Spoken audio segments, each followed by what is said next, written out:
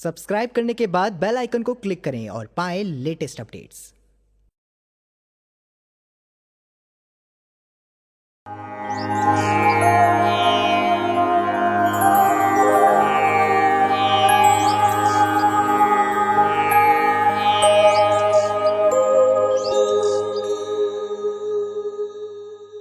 Good IMC.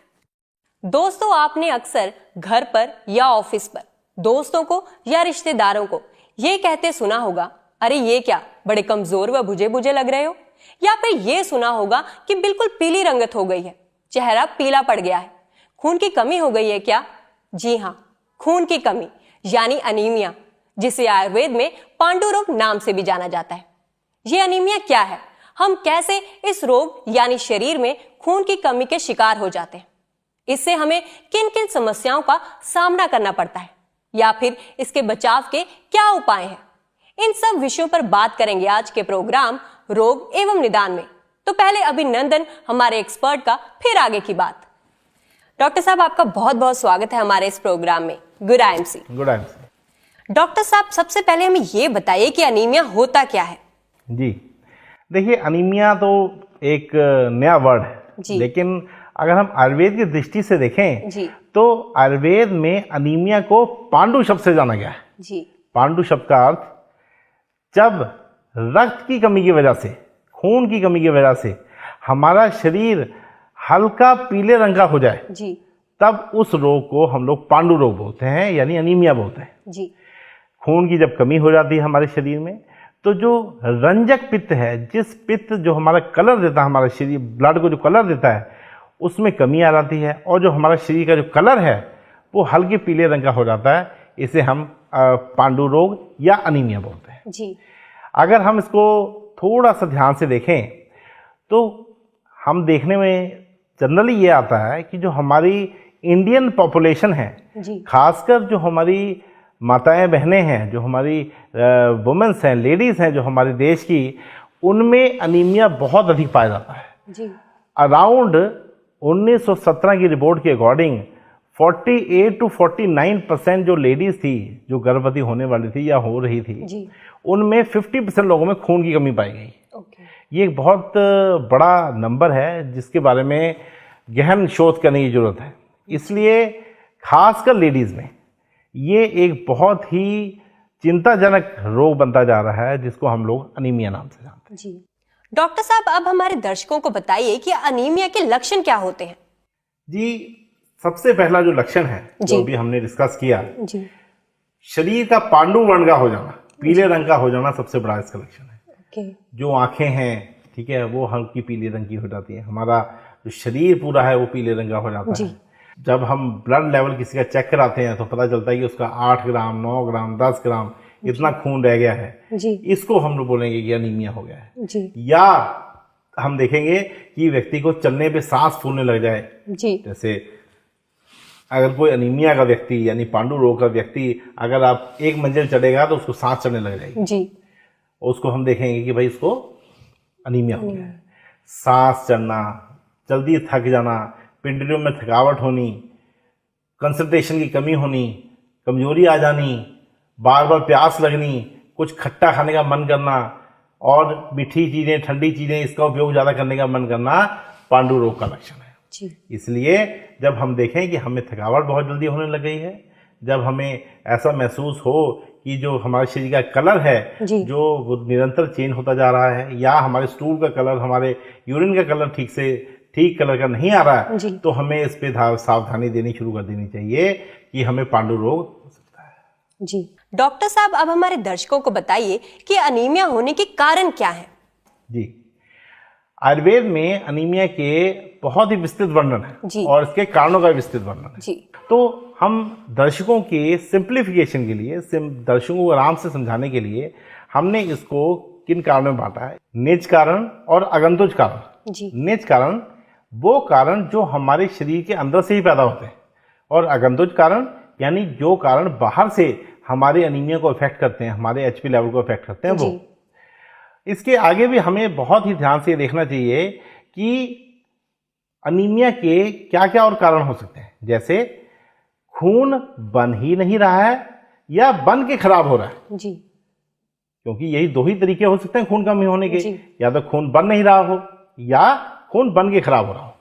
ठीक, यही दो चीजें हैं। हाँ जी, तो खून ना बनना किन के कारणों से हो सकता है, ये हम देखेंगे। जी, अब खून ना बनना किस कारण से हो सकता है, या तो न्यूट्रिशनल डिसऑर्डर हो हमें, जी, यानी कि हम ऐसे आहार खाते हों जिसमें ना आयरन हो, ना विटामिन सी हो, ना फॉलिक एसिड हो, ना कोई पोषक तत्व हो, हम ऐसे खुराक खाते हों जिसकी वजह से हमारे शरीर में आयरन नहीं जाएगा। जब आयरन नहीं जाएगा तो हमारा शरीर आयरन की डेफिशिएंसी की वजह से अनीमिया के साथ खड़ा हो जाएगा, और वो हम बोलेंगे कि हाँ भी इस आदमी को आयरन डेफिशिएंसी अनीमिया हो गया, जी, कि वो अनीमिया जो आयरन की कमी की वजह से हो जाए वो आयरन डेफिशिएंसी अनीमिया हो गया। जी, और कारण क्या है कि क्या हो रहा है कि मान लो आयरन भी आप खा रही हैं, अच्छे न्यूट्रिशन भी ले रही हैं, लेकिन उसके बावजूद क्या हो रहा है कि हमारे खून की कमी है। जी। तो उनमें क्या क्या कारण आएंगे कि खून बन के खराब हो रहा है। जी, कैसे कि कोई सी आदमी ने अच्छा न्यूट्रिशन वगैरह लिया, लेकिन पता चला उसको हीमोरॉइड्स हैं, पाइल्स हैं, तो खून वैसे ही थोड़ा थोड़ा लैट्रिन के साथ रिश्ते रिश्ते रिश्ते बहुत खून की कमी आ जाती है। जी। वैसे ही लेडीज में कई लेडीज को बहुत ज़्यादा महामारी आती है, उनका जो मासिक धर्म है, मासिक स्राव है, वो बहुत अधिक होता है। इसकी वजह से न्यूट्रिशन ठीक होता है, उनका खाना पीना भी ठीक होता है, लेकिन due to hormonal disturbance, due to heavy bleeding जो वो है, उनका शरीर में आयरन की कमी हो जाती है। जी, ऐसे ही कुछ रोगी ऐसे होते हैं जिसमें नेचुरल ब्लड लॉस बॉडी से होता रहता है, जैसे अल्सरेटिव कोलाइटिस यानी कि संग्रहणी। इसमें क्या होता है कि पेट में थोड़ा थोड़ा जो ब्लड है वो हमारे लैट्रिन के साथ, हमारे फीसिस के साथ मिक्स होते धीरे धीरे बॉडी से निकलता रहता है, और पेशेंट को एहसास ही नहीं होता। जी, बाद में पता चलता है जब उसका चेहरा पीला हो जाता है, जब हम खून टेस्ट कराते हैं तो निकलता है 6 ग्राम, 7 ग्राम, 8 ग्राम, तब एहसास होता है कि खून जो है वो बहुत तेजी से लूज हो रहा है। जी, और बहुत सारे कारण हैं अनीमिया के, जैसे किडनी की गड़बड़ी। जी, कई लोगों का सीरम क्रिएटिनिन बढ़ जाता है तो नेचुरल तरीके से उनका एचबी कम होना शुरू होता जी। है। एरिथ्रोपोएटिन हार्मोन जो है वो किडनी की कैंसर की वजह से, या और भी बहुत सारे ऐसे तरीके हैं जिससे एरिथ्रोपोएटिन हार्मोन जो है वो कम रिलीज होने लग जाता है, और हमारा जो शरीर है वो खून कम बनाने लगता है। जी, और अदर केसेस ये हैं कि हमारे शरीर में विटामिन B12 की कमी हो जाए, फोलिक एसिड की कमी हो जाए, इन कारणों की वजह से भी जो ब्लड है वो कम बनने लगता है। जी, तो कुल मिला के निज आगंतुज बाह्य बहुत ऐसे कारण हैं जिसे जो शरीर में अनीमिया यानी कि ब्लड की कमी रेगुलर आती चली जाती है और शरीर अत्यंत कमजोर हो जाता है। जी। डॉक्टर साहब, अब हमारे दर्शकों को बताइए कि अनीमिया से बचने के लिए हमें किन किन चीजों का ध्यान रखना चाहिए। अनीमिया से बचने के लिए सबसे अच्छा काम यह है कि आप अपने आहार विहार का ध्यान रखिए। जी, वो आहार खाइए जिसमें आयरन की उपस्थिति हो, और वो भी चीज लें जिससे न्यूट्रिशनल डिसऑर्डर ना हो। जी। जैसे सिर्फ एक घर बनाने के लिए आपको सिर्फ ईंट नहीं चाहिए, जी, आपको ईंट भी चाहिए, रोड़ी चाहिए, पत्थर चाहिए, रेता चाहिए, सीमेंट चाहिए। बिल्कुल ऐसे ही हमारा रक्त बनने के लिए, हमारा ब्लड बनने के लिए हमें HB चाहिए, हमें फोलिक एसिड चाहिए, हमें विटामिन B12 चाहिए, हमें विटामिन C चाहिए, ऐसे बहुत सारी चीज़ें चाहिए, माइक्रोन्यूट्रिएंट्स चाहिए, मैक्रोन्यूट्रिएंट्स चाहिए।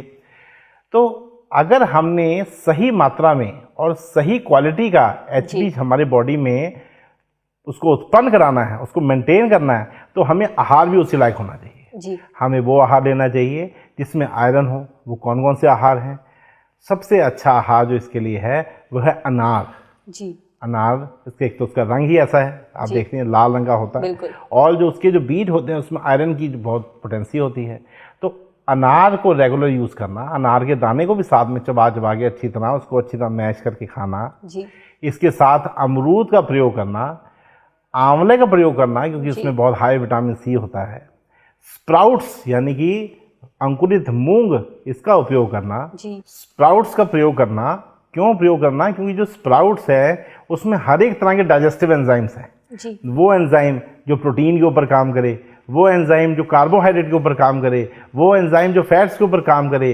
तो सारे एंजाइम युक्त वो जब आप स्प्राउट्स खाती हैं तो जो आपके साथ जो आप भोजन करती हैं, प्रोटीन, फाइब्रेट्स, जितने भी आप कार्बोहाइड्रेट वगैरह लेती है, वो सबका उचित रूप में पाचन हो पाता है। जी, उचित रूप पाचन होने की वजह से उसका डाइजेशन बहुत ही अच्छा हो जाता है और डाइजेशन होने की वजह से जो हमारा शरीर, जिसको हम कहते हैं खाना लगता है, यानी कि अर्थात वो खाने में से न्यूट्रिशन चीज़ें वो खींच कर उसको खून का उत्पत्ति करता है, जिससे क्वालिटी ऑफ HB और क्वालिटी ऑफ खून बहुत अच्छा हो जाता है। डॉक्टर साहब, अब हमें बताइए कि अगर हम लंबे समय से अनीमिया को इग्नोर कर रहे हैं तो इसका हमें क्या नुकसान हो सकता है? ये आपने सवाल बहुत अच्छा पूछा जी। लेकिन इसके दो पहलू हैं जी। कई लोग तो ये जानते हैं कि उनको अनीमिया है जी। तब उसको इग्नोर करते हैं। बिल्कुल। क्यों? उनकी मजबूरी है, उन गरीब लोग हैं, इंडिया की काफ़ी हद तक पॉपुलेशन अब बिलो पॉवर्टी लाइन है, जी। तो उनको वो न्यूट्रिशन ही नहीं मिल पाता जिससे कि वो अपने शरीर को पुष्ट कर सकें, जी। आयरन की कमी को पूरी कर सकें। दूसरा कारण ये है कि कई लोगों को पता ही नहीं है कि उनके बॉडी से ब्लड का लॉस हो रहा है, शरीर से रेगुलर खून बाहर जा रहा है और इस वजह से उनको अनीमिया हो गया। जी। इसलिए समय समय पर HB लेवल चेक कराना बहुत जरूरी है। जी। तभी हम जान पाएंगे कि या जो हमारा जो शरीर है वो खून बना नहीं पा रहा है या जो बना हुआ खून है वो निरंतर उसका नाश होता जा रहा है। जी। फिर भी अगर कोई व्यक्ति बहुत दिनों तक अनीमिया के साथ जीवन जीता रहे तो उसके कई दुष्प्रभाव सामने आते हैं। जैसे 7 धातुएं हमारी शरीर की होती हैं, रस, रक्त, मांस, अस्थि, मज्जा, शुक्र। जी। तो रस से रक्त बनता है, रक्त से मांस बनता है, यानी कि रक्त से आगे जितनी भी धातुएं बनती हैं, जी। रस, रक्त, मांस, मेद, अस्थि, मज्जा, शुक्र, ये सारी ही क्षीण हो जाती हैं। क्यों? जब रक्त ही नहीं बनेगा तो बाकी चीजें कैसे बनेगी? तो हम ये देखने में आता है कि जिनको अनीमिया की कमी होती है उनका शरीर बहुत दुर्बल होता है, जी। कमजोर होता है, उनकी शरीर में कोई ज़्यादा चमक नहीं होती, उनका शरीर बहुत ही डल होता है, उनमें एनर्जी की, स्फूर्ति की, ताकत की और बहुत ज़्यादा काम करने की क्षमता नहीं होती। जी। तो ऐसे लोगों को दुर्बल व्यक्ति बोला जाता है। तो अगर हमने अपने आप को दुर्बल कहलाना है और दुर्बल फील करना है तो हम अनीमिया को इग्नोर करें। लेकिन अगर हमें समय रहते ये पता चल जाए कि हमें अनीमिया है तो सारे काम छोड़कर हमें अनीमिया का कारण ढूंढना चाहिए और कारण मिलने पर उसकी उचित चिकित्सा और जितना हो सके आयुर्वेदिक चिकित्सा का उपयोग करना चाहिए, क्योंकि जो हर्ब्स हैं, जो हमारा रॉ मटेरियल है, वो बहुत तरीके आराम से हमारी बॉडी के लिए सुपाच्य है और आयुर्वेदिक होने के नाते ये हमारे शुरू से ही हमारे उपयोग में आ रहा है। और अगर हम सही तरीके से आयुर्वेदिक औषधियों का, आयुर्वेदिक जड़ी बूटियों का और IMC से निर्मित कुछ सुंदर योगों का अगर हम उपयोग करें तो हम अनीमिया को काफी हद तक ठीक कर सकते हैं। जी।